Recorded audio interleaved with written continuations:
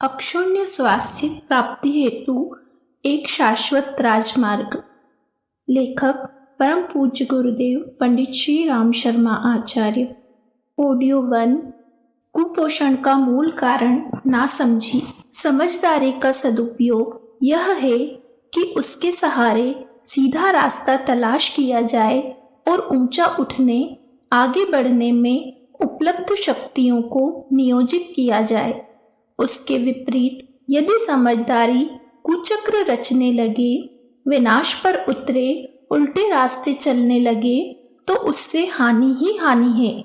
इससे तो वे नासमझ अच्छे जो कछुए की तरह धीमी चाल चलते, लक्ष्य का ध्यान रखते और उछलने वाले खरगोश से आगे निकलकर बाजी जीतते हैं। मनुष्य की तुलना में इस दृष्टि से पशु अधिक समझदार हैं, जिन्होंने प्रकृति मर्यादाओं को अपनाए रखा है और मनुष्य के नागपाश तथा प्रकृति प्रकोप का सामना करते हुए भी अपना अस्तित्व बनाए रखा है, जो इन साधन रहित परिस्थितियों में भी मात्र अपनी काया, प्रकृति प्रेरणा और कठोर श्रम करने पर संभव हो सकने वाली निर्वाह व्यवस्था भर से काम चलाते और सुख चैन की जिंदगी जीते हैं। एक मनुष्य है जो विपुल वैभव का अधिष्ठाता होते हुए भी आए दिन ऐसे त्रास सहता है जैसे पुराणों में यमदूतों द्वारा नरक क्षेत्र में पहुंचने पर दिए जाने का उल्लेख है।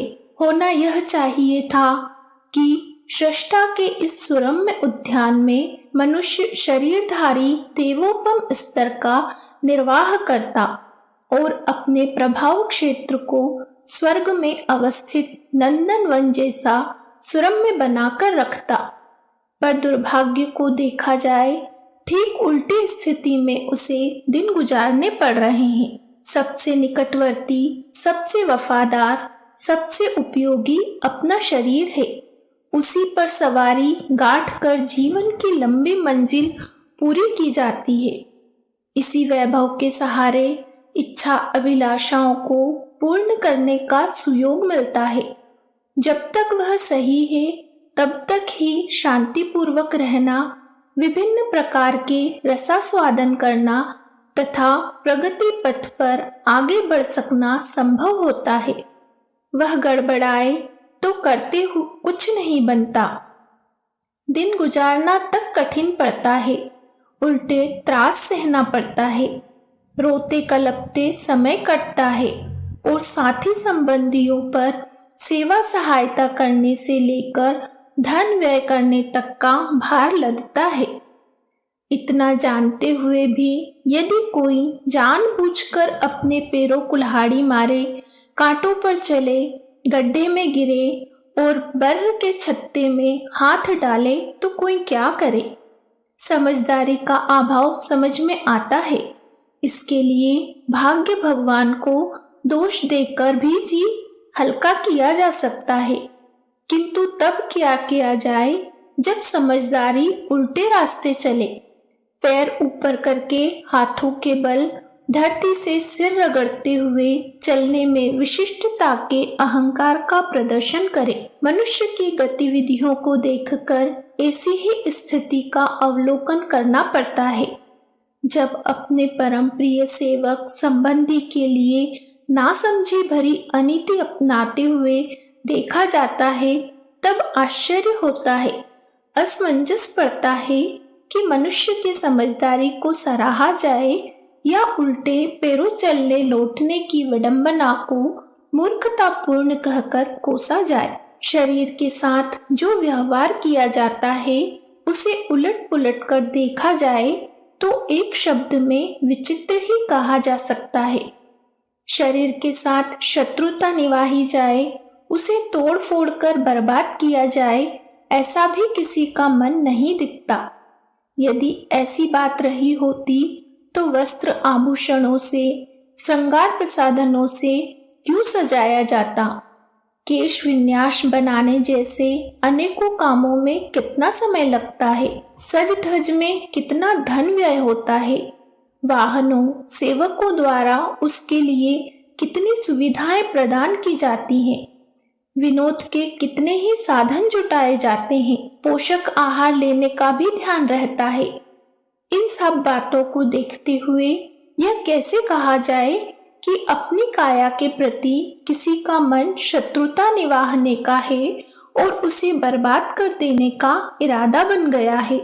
दूसरी ओर दृष्टि डालने से जो दृश्य सामने आता है उसे देखते हुए यह मानने को भी जी नहीं करता कि शरीर को मित्र माना गया है और उसकी सुरक्षा, स्थिरता तथा प्रति का वैसा ध्यान रखा गया है जैसा कि किसी समझदार को रखना चाहिए था।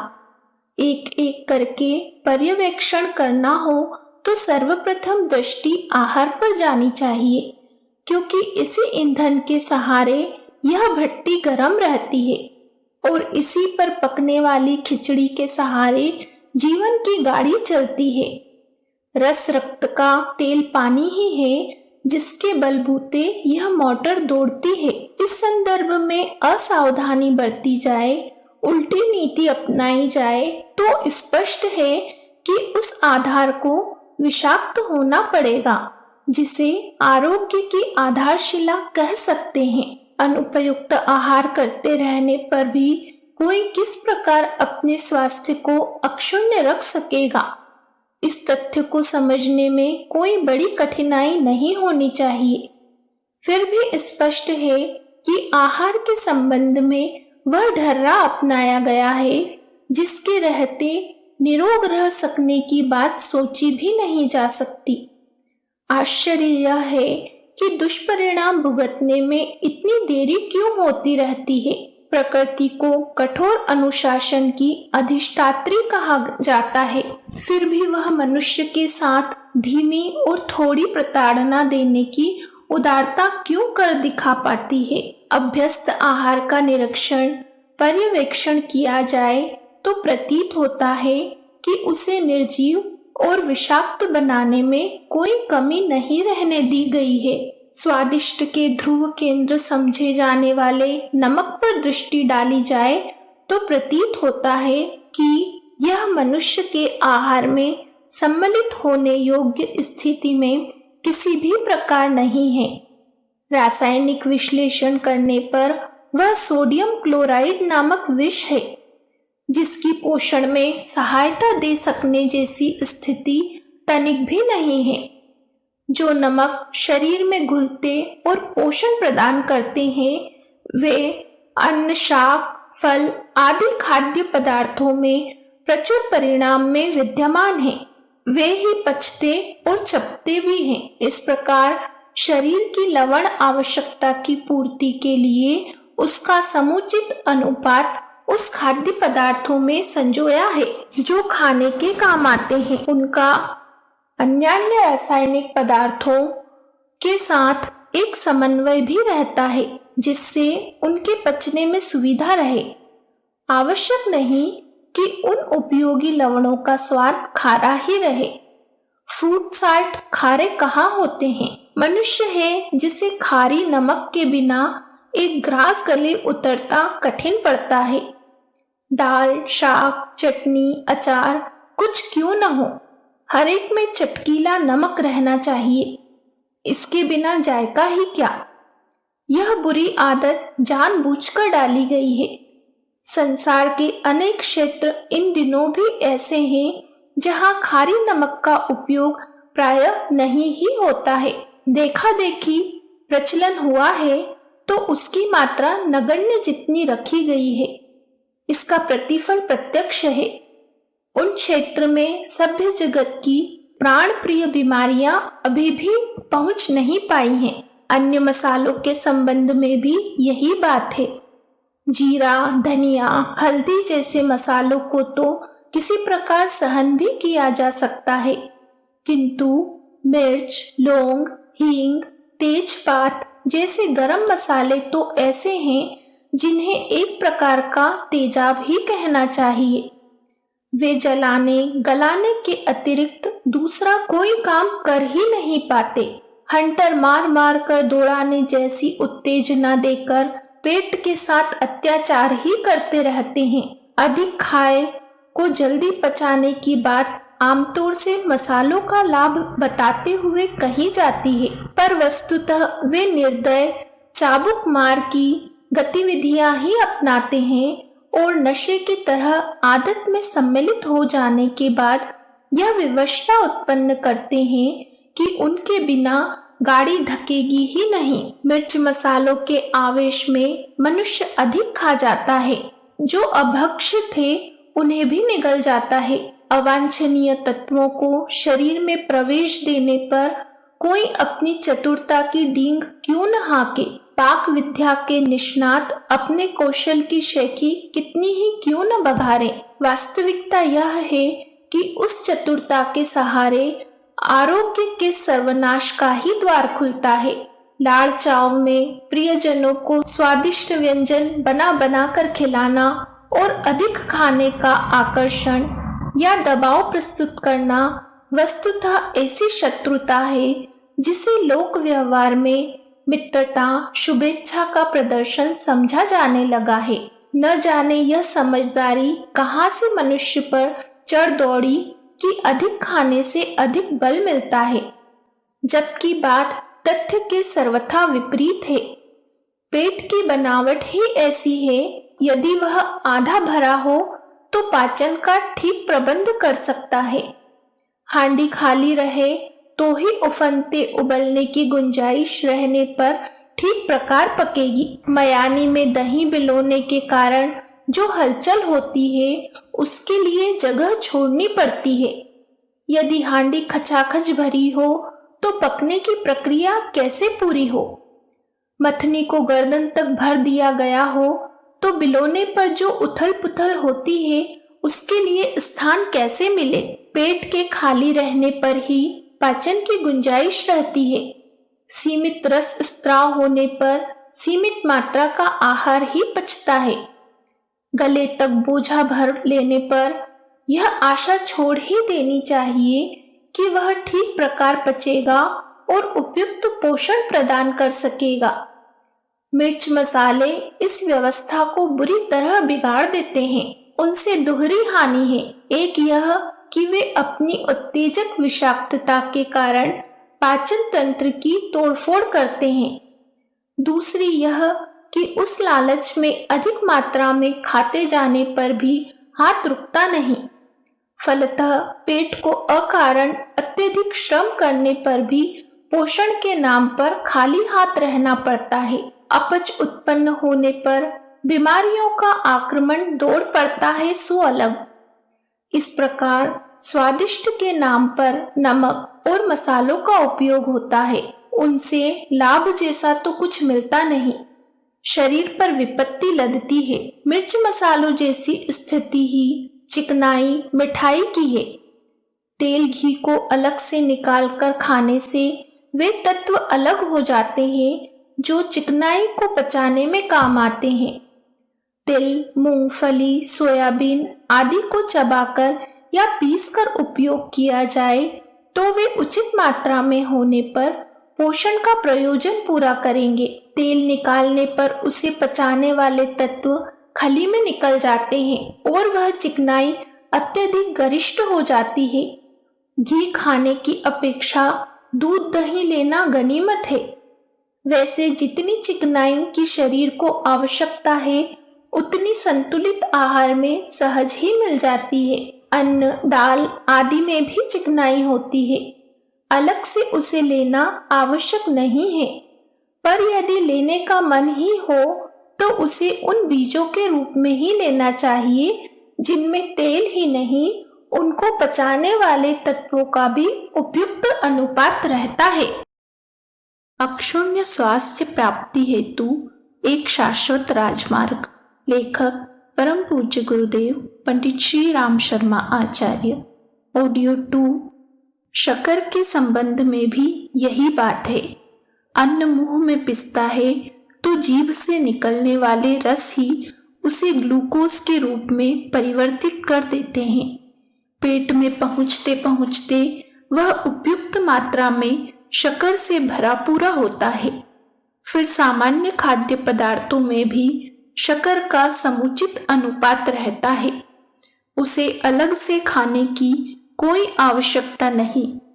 मीठे फलों में उसका अनुपात पर्याप्त होता है। प्रायः सभी फल मीठे होते हैं। खजूर, अंजीर, दाख आदि में तो उसकी मात्रा बहुत अधिक होती है। शहद की भी प्रशंसा है। यूं चीकू से लेकर चुकंदर तक में उसकी पर्याप्त मात्रा रहती है। मन चले तो गन्ना भी चूसा जा सकता है। शक्कर प्राप्त करने की इतनी ही मर्यादा है। चरम सीमा तक पहुंचा हो तो बिना पाउडर के शोधा गया गुड़ या राब तक आगे बढ़ा जा सकता है। सफेद चीनी तो सफेद विष कही गई है। कैल्शियम निकल जाने पर तो वह दांत, मसूड़े, अस्थि पिंजर आदि सभी को गलाती है। मधुमेह, रक्तचाप, यकृत रोग, पेट के कीड़े जैसे रोग उत्पन्न करने में तो ये ही करामात काम करती है। यदि सफेद चीनी का उपयोग आहार से हटा दिया जाए तो विषय भक्षण, चटोरापन, अपव्यय एवं अधिक खाने जैसे अनेक अभिशापों से सहज छुटकारा मिल सकता है। मनुष्य की शरीर संरचना पूर्ण शाकाहारी जैसी है। वह वानर प्रजाति है। इस वर्ग समुदाय के लिए मांसाहार तनिक भी नहीं। दांत, आंत जैसे अवयवों की बनावट ऐसी है नहीं जो मांस पचा सके। तल भुन करके लोग वांस और आंख के पत्ते जैसी वस्तुओं के व्यंजन बना लेते हैं। इसका तात्पर्य यह तो नहीं हुआ कि वे मनुष्य के आहार सूची में सम्मिलित होनी चाहिए। मांस मनुष्य के लिए न तो सुपाच्य है और न उपयुक्त। वह मात्र हिंसक प्राणियों के लिए ही उपयोगी है। मनुष्य में सहज स्वभाव पाई जाने वाली दया भावना भी इसकी आज्ञा नहीं देती कि वह शरीर और मन पर बुरा प्रभाव डालने वाले मांसाहार पर उतरे, जबकि शाकाहारी पदार्थों का बाहुल्य प्रकृति ने उसके लिए पहले से ही संजो कर रख दिया है। आहार क्षेत्र में घुसी हुई अवांछनीयताओं में से कुछ पर ऊपर की पंक्तियों में प्रकाश डाला गया है। भुनने तलने की समूची प्रक्रिया ही ऐसी है जिसे हर दृष्टि से अबुद्धिमत्तापूर्ण ही कहा जाएगा। व्यंजनों का प्रचलन अपने समय का सबसे बड़ा अभिशाप है। थाली में अनेकों कटोरियों का सजाया जाना, अनेक स्वादों की भरमार होना ऐसी नासमझी है जिसके कारण चटोरेपन की दांत खुजाने जैसी राहत भले ही मिलती हो, पर परिणामतः उससे हानि ही हानि है। हित साधना जैसी बुद्धिमत्ता की उसमें कहीं झांकी तक नहीं होती। गलत रास्ते पर चलने की जानकारी मिलते ही यात्री वापस लौट पड़ते हैं। जो भूल का परिमार्जन सही रास्ता अपनाकर करते हैं, उपरोक्त अभ्यस्त कुटेवों को यदि आहार प्रक्रिया में से हटाया जा सके तो यह भूल सुधार का एक उत्साहवर्धक प्रयोग होगा। उसका सत्परिणाम हाथों हाथ स्वास्थ्य में आशाजनक परिवर्तन के रूप में दृष्टिगोचर होगा। वस्तुतः सारी पोषण समस्याओं की कारण वह नासमझी है जो मनुष्यों के मन मस्तिष्कों में जड़ जमाए बैठी है। जब तक अज्ञानांधकार नहीं दूर होगा, अवांछनीयताएं आहार में प्रवेश कर बीमारियां बढ़ाती रहेंगी। बाहरी उपचार निरर्थक ही रहेंगे। आहार पौष्टिक ही नहीं, सर्व सुलभ भी हो। शरीर को भोजन की आवश्यकता मुख्यतः दो कारणों से पड़ती है। पहले शरीर की वृद्धि और मरम्मत के लिए तथा दूसरे शरीर में वांछित गर्मी और शक्ति उत्पन्न करने के लिए। मनुष्य का शरीर निरंतर निर्मित होती रहने वाली, अभिवृद्धि करने वाली प्रकृति की अद्भुत रचना है। किसी मकान का निर्माण करने के लिए जिस प्रकार ईंट, चूना, सीमेंट, लकड़ी और लोहे का सामान जरूरी होता है, उसी प्रकार शरीर के लिए भी विभिन्न पोषक तत्व आवश्यक होते हैं जो खाद्य पदार्थों से मिलते हैं। शरीर निरंतर गतिशील क्रियाशील भी रहता है। इसके लिए एक शक्ति की आवश्यकता होती है। रेल को चलाने के लिए वाष्प शक्ति चाहिए। अन्य मशीनों और कल कारखाने भी वाष्प शक्ति या विद्युत शक्ति से चलते हैं। यदि उन्हें वह शक्ति मिलना बंद हो तो संबंधित यंत्र बंद हो जाते हैं। शरीर भी किसी मशीन से कम नहीं है। उसे चलाने के लिए जिस शक्ति की आवश्यकता रहती है वह भोजन से ही प्राप्त होती है। हम जो आहार ग्रहण करते हैं, जो कुछ भी खाते हैं, उससे हमारा पाचन संस्थान पोषक तत्व चुन लेता है और उन्हें रक्त में मिलाकर रक्त परिवहन संस्थान को सुपुर्द कर देता है। यहाँ से जिन अंगों को जिन पोषक तत्वों की आवश्यकता होती है वहां रक्त द्वारा वे तत्व पहुंच जाते हैं। भोजन से प्राप्त होने वाले पोषक तत्व ही शरीर में शक्ति पैदा करते हैं। इसके अतिरिक्त शरीर को जीवित रखने के लिए गर्मी भी अपेक्षित होती है, जिससे हमारा शरीर गर्म रहता है। इस गर्मी को हम जीवन की गर्मी भी कह सकते हैं। भोजन के पोषक तत्व जब शरीर में शक्ति पैदा करते हैं तो उनसे जीवन वह वांछित गर्मी स्वयं ही प्राप्त हो जाती है। इसलिए आवश्यक है कि हम जो भोजन करें उस भोजन में पोषक तत्व पर्याप्त मात्रा में विद्यमान रहें ताकि शरीर को आवश्यक पोषण मिलता रहे। स्वस्थ और शक्तिशाली शरीर के लिए वैज्ञानिकों ने जिन पोषक तत्वों को आवश्यक बताया है वे हैं प्रोटीन्स, खनिज लवण, कार्बोहाइड्रेट्स, चर्बी और विटामिन्स।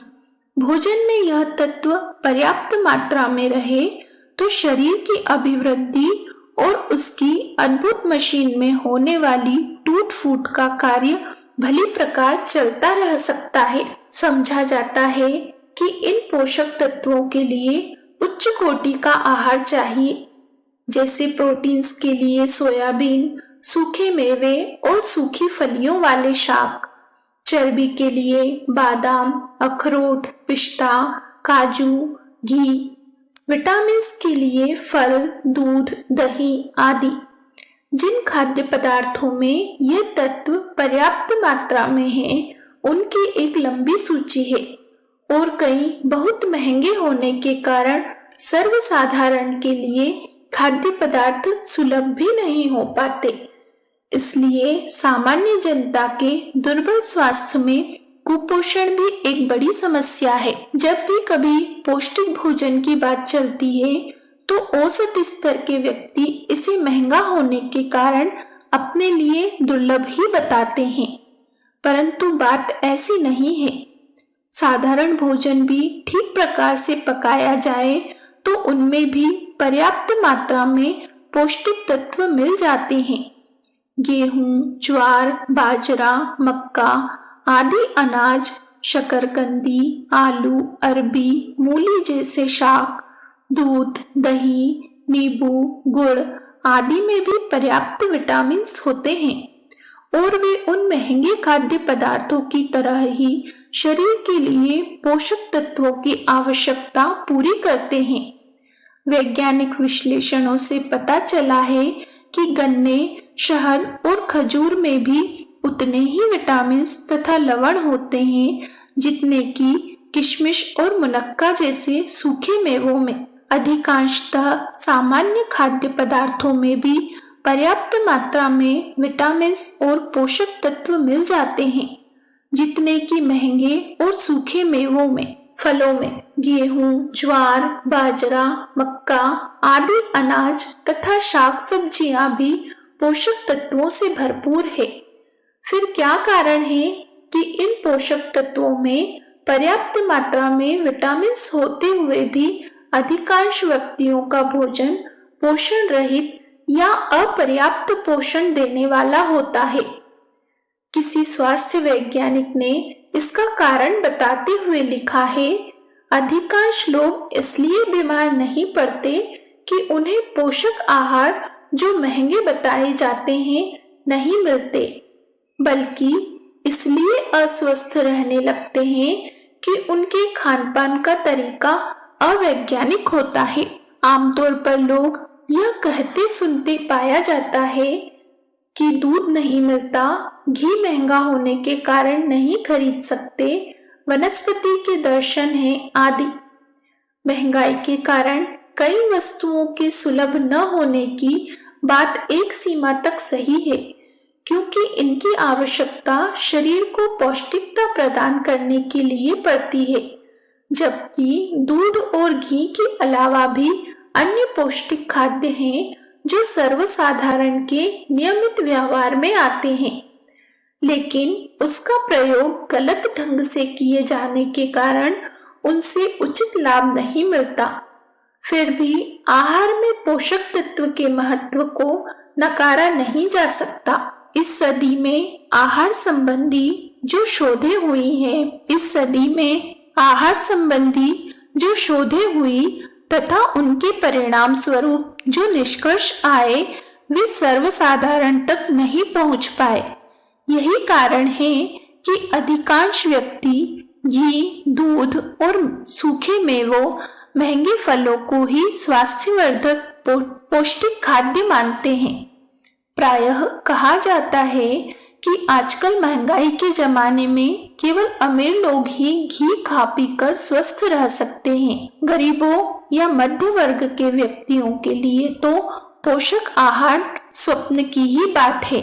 यह बात अधुनातन वैज्ञानिक निष्कर्षों और अनुसंधानों के आधार पर गलत सिद्ध हो रही है। यह सच है कि घी, दूध पोषक तत्वों से परिपूरित आहार है, किंतु यह भी सच है कि यदि एकमात्र पोषक पूर्ण खाद्य नहीं है, पूरा पोषण प्राप्त करने के लिए अन्य खाद्य पदार्थों की भी आवश्यकता रहती है। यदि बुद्धिमानी से भोजन का चुनाव किया जाए तो हम काफी सस्ते मूल्य में परिवार के लिए अच्छा और पोषण पूर्ण भोजन जुटा सकते हैं। उदाहरण के लिए दूध को ही लें। अच्छी किस्म के दूध का मूल्य प्रायः 3-4 रुपए प्रति लीटर बैठता है। सर्वसाधारण की इतनी सामर्थ्य नहीं कि वह 3-4 रुपए रोज दूध पर खर्च कर सके। फलतः 200-250 ग्राम दूध लेकर चाय के रूप में ही सुबह नाश्ता कर लिया जाता है। वैज्ञानिकों द्वारा किए गए प्रयोगों से यह निष्कर्ष सामने आए हैं कि 50 ग्राम अंकुरित चनों को खूब चबा चबा कर खाने से उसका रस मुंह में भरता रहता है। इस प्रकार अंकुरित चने खाने से दूध के समान ही पौष्टिक तत्व प्राप्त होते हैं। आरंभ में इस प्रकार अंकुरित चने खाने से उनमें स्वाद नहीं आता। फीके और अस्वाद होने के कारण चने खाने को मन नहीं करता, परंतु उसका अपना एक अलग ही स्वाद होता है। यदि इनमें रुचि ली जाए तो अंकुरित चनों के खाने और उनमें रस लेने की आदत डाली जा सकती है। इसके लिए चनों में हल्का सा नमक डालकर और कागजी नींबू निचोड़कर स्वाद पैदा किया जा सकता है। नींबू का रस और नमक डालकर चने खाने से भरपूर मात्रा में प्रोटीन, विटामिन और खनिज लवण प्राप्त किए जा सकते हैं। मूल्य की दृष्टि से भी यह नाश्ता महंगा नहीं होता। मुश्किल से 5 व्यक्तियों के परिवार के लिए 50 पैसे का नाश्ता पड़ता है। चाय में तो इससे ज्यादा खर्च पड़ता है। अक्षुण्य स्वास्थ्य प्राप्ति हेतु एक शाश्वत राजमार्ग। लेखक परम पूज्य गुरुदेव पंडित श्री राम शर्मा आचार्य। ऑडियो 3। पोषक तत्वों की पर्याप्त प्राप्ति के लिए जब फलों की बात चलती है तो लोगों का ध्यान अंगूर, अनार और सेब जैसे फलों की ओर चला जाता है तथा महंगाई की कठिनाई सामने आती है। लेकिन कोई जरूरी नहीं कि महंगे फल ही खाए जाए। सभी क्षेत्रों में होने वाले मौसमी फल मिल जाते हैं जो काफी सस्ते भी रहते हैं, जैसे खीरा, ककड़ी, अमरूद, जामुन, आम, चीकू, पपीता आदि। तीसरे प्रहर प्रायः सभी घरों में चाय बनती है और नाश्ते के लिए कुछ न सही तो रोटी और चावल का प्रयोग ही किया जाता है। उसे रोककर यदि ताजे और मौसमी फल खाए जाए तो अपराह्नकालीन नाश्ते में पर्याप्त प्रोटीन तत्व मिल सकते हैं। जाड़े के दिनों में संतरे बहुतायत से मिलते हैं। औसत साइज का एक संतरा 25 पैसे तक मिल जाता है। पूरे परिवार के लिए 5 संतरे पर्याप्त होते हैं। इतना खर्च भी अपनी शक्ति से बाहर लगे तो 1 किलो गाजर भी काफी है। कच्ची गाजर में पर्याप्त मात्रा में विटामिन ए तथा खनिज लवण होते हैं। गाजर के अलावा इन दिनों शलगम, मूली, टमाटर आदि सब्जियां बेहद सस्ती मिलती हैं और पर्याप्त पोषक तत्वों से भी परिपूर्ण रहती है। इसी प्रकार आंवला भी पर्याप्त पोषणपूर्ण खाद्य है। इनमें विटामिन सी भी अधिक मात्रा में होता है जो दांतों और रक्त के लिए बहुत आवश्यक है। जिन दिनों ताजे आंवले मिलते हैं उन दिनों कच्चे आंवले खाने चाहिए। यदि अच्छे न लगे तो उनकी चटनी बनाई जा सकती है। जब आंवलों की फसल खत्म हो जाए तो सूखा आंवला इस्तेमाल किया जा सकता है। रात को आंवला भिगोकर उसे सिलबट्टे पर पिसवाकर चटनी बनवाई जा सकती है। इस प्रकार कितने ही तरीकों से आंवलों का उपयोग किया जा सकता है। विटामिन सी और खनिज लवण के अतिरिक्त आंवलों में और कई पोषक तत्व होते हैं। आयुर्वेद में तो उसे वृद्ध व्यक्तियों का भी यौवन प्रदान करने वाला बताया गया है। दूध की आवश्यकता भी सभी घरों में पड़ती है। प्रायः सभी लोग थोड़ी बहुत मात्रा में दूध खरीदते हैं। यह बात और है कि महंगा होने के कारण दूध पर्याप्त मात्रा में नहीं खरीदा जा सकता। ऐसी दशा में दूध का विकल्प सपरेटा दूध खरीदा जा सकता है। सपरेटा दूध शुद्ध दूध की अपेक्षा सस्ता होता है। शुद्ध दूध में से घी या मक्खन निकालकर ही सपरेटा तैयार किया जाता है। उनमें घी भले ही नहीं रहता, परंतु उसके अलावा सभी पोषक तत्व, प्रोटीन्स, कैल्शियम, खनिज, लवण और विटामिन्स उतनी ही मात्रा में रहते हैं जितने कि शुद्ध रूप में। ऊपर जिन खाद्य पदार्थों के सुझाव दिए गए हैं वे सभी सस्ते हैं और सर्वसाधारण की क्रय शक्ति की सीमा में आते हैं। इनका प्रयोग सभी कर सकते हैं। इनके अतिरिक्त खाना पकाने की विधि में भी थोड़ा सुधार कर लिया जाए तो पकाते समय जो बहुत से विटामिन, पोषक तत्व नष्ट हो जाते हैं उन्हें बचाया जा सकता है। जैसे आमतौर पर गृहिणियां आटे को छानकर चोकर फेंक देती है। चोकर के साथ बहुत से विटामिन फिक जाते हैं। जिन सब्जियों के छिलके कड़े नहीं होते उन्हें भी छील दिया जाता है, जबकि ऐसा करने से कई विटामिन नष्ट हो जाते हैं। आहार के पोषक तत्वों की रक्षा के लिए सब्जियों को अधिक देर तक नहीं पकाया जाना चाहिए और न ही उनमें बेहद मसाले वगैरह डालकर उनकी पौष्टिकता को नष्ट करना चाहिए। इस प्रकार साधारण आमदनी वाले परिवार भी अपने लिए पर्याप्त पोषणपूर्ण आहार अपनी शक्ति सामर्थ्य के भीतर रहकर ही प्राप्त कर सकते हैं। बिना पकाए हुए अनाजों के प्रयोग में गेहूं की घास बनाकर खाने की एक नई कड़ी और जुड़ी हुई है और उस विधि को प्रयोगकर्ताओं तथा उपयोग करने वालों ने अति उपयोग बताया है। अमेरिका की एक महिला डॉक्टर एन मिरामोर ने अपनी पुस्तक व्हीट ग्रास मैनुअल में इसके प्रयोगों और अनुभवों का सविस्तार वर्णन लिखते हुए यह भी बताया है कि किस प्रकार गेहूं की घास का उपयोग विभिन्न रोगों की चिकित्सा में उपयोगी और प्रभावकारी सिद्ध होता है।